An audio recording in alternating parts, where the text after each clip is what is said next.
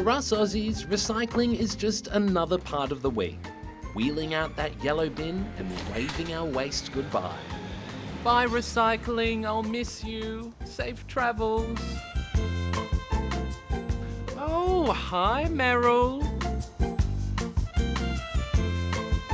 But have you ever wondered what actually happens to the stuff we recycle? John, he's talking to the bin again.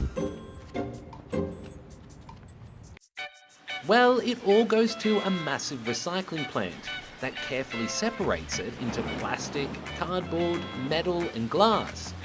Once it's been organised, it's ready to be transformed into new raw materials that can be used to make new things.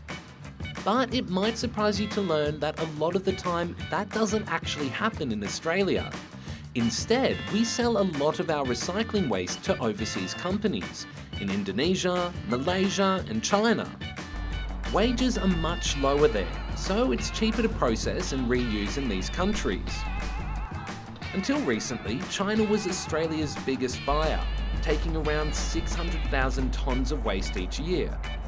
But on January 1st, it announced a ban on waste that hasn't been sorted properly or is too dirty to be easily reused. It's part of a push by China's government to improve its own environment and reduce pollution. It's all plastic material, but it's all mixed. It's different chemical compositions, so to actually make it into new products is quite difficult. And previously, China and other countries have sorted this into discrete products using cheap labour, and it's what China doesn't want to do anymore.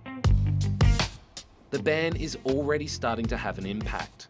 Around 200 tonnes of waste goes to recycling deposits like this one each and every day. But if it can't be sold on, it starts to build up. In some cases, recycling companies have had to lease warehouses to hold the waste until they have a solution. Look, worst case scenario, it would end up in the landfill. And essentially that's the backup. It would be a travesty to put this resource in the landfill.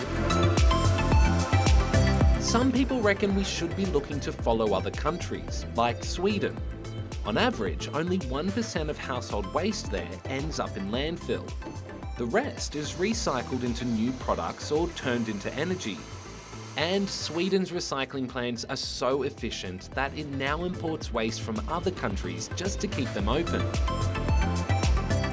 Back home, experts say that despite all these issues, it's important for Aussies to keep recycling anyway. And they hope governments and businesses can work together to find a clever solution and fast.